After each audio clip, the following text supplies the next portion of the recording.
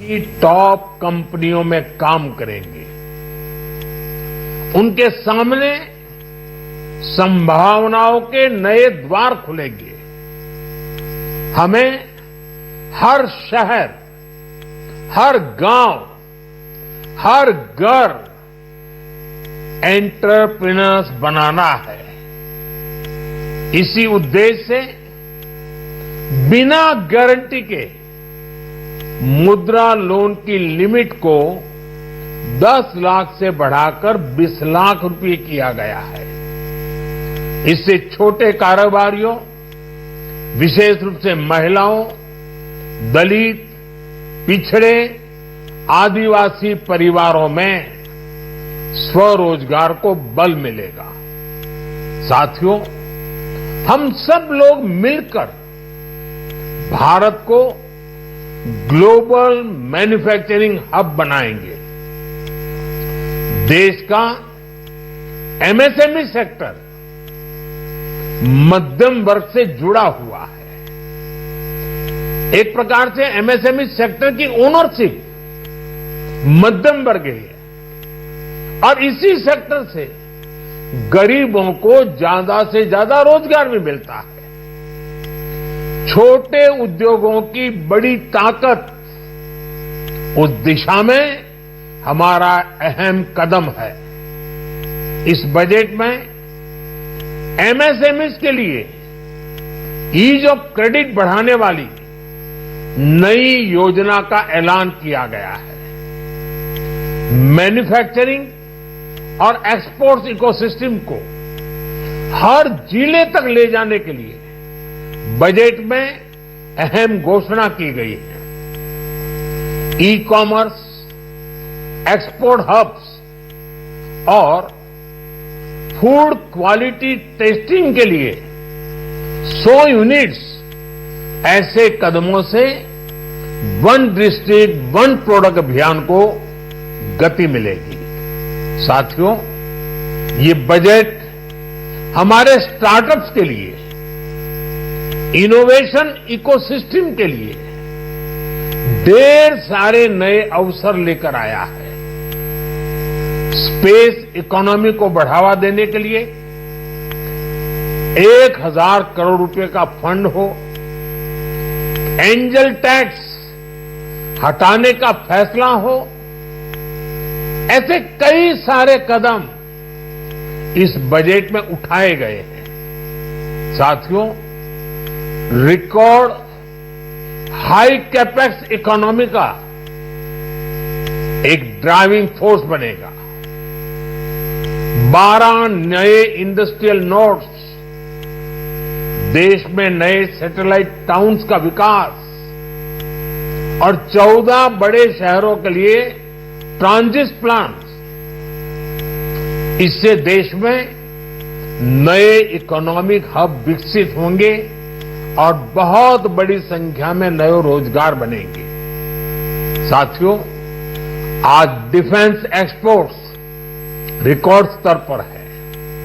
इस बजट में defence sector को आत्मनिर्भर बनाने के लिए अनेक प्रावधान किए गए हैं।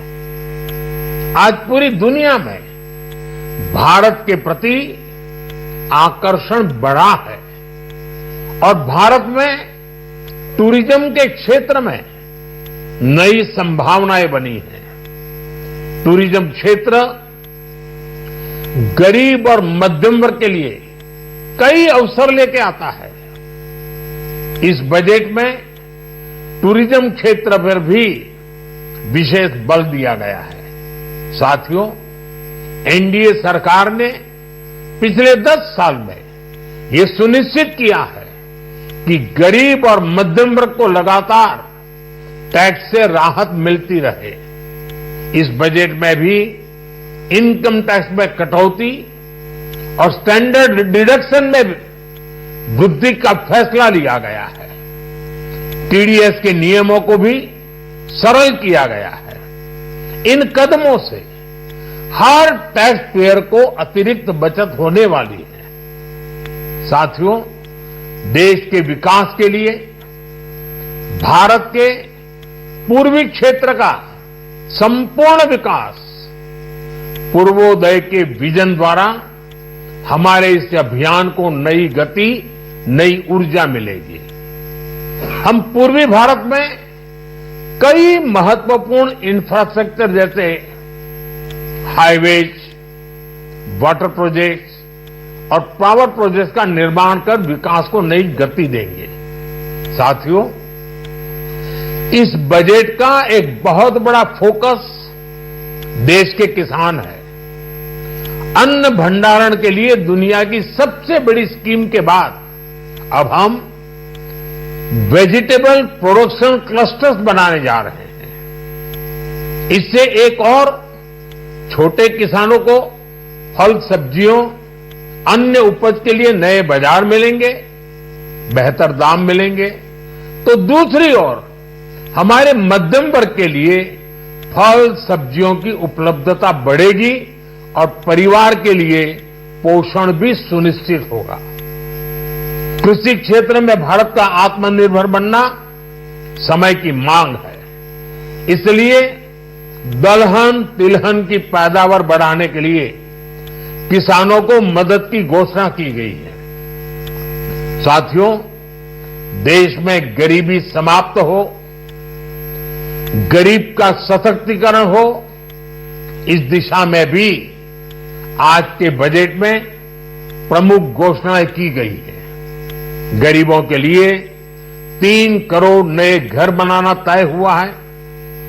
जनजातीय उन्नत ग्राम अभियान सेचुरेशन अप्रोच के साथ 5 करोड़ आदिवासी परिवारों को मूलभूत सुविधाओं से जोड़ा जाएगा। इसके अलावा ग्राम सड़क योजना 25,000 नए ग्रामीण क्षेत्रों को ऑल वेदर रोड से जोड़ेगी। इसका लाभ देश के सभी राज्यों के दूर दराज गांवों को मिलेगा। साथियों, आज का बजट नए अवसर, नई ऊर्जा लेकर आया है।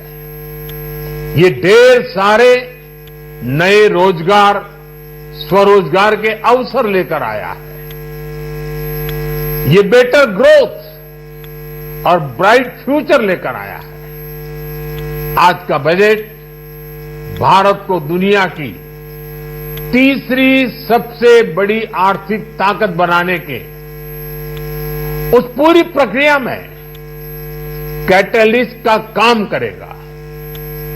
विकसित भारत की एक ठोस नींव रखेगा। सभी देशवासियों को बहुत बहुत शुभकामनाएं।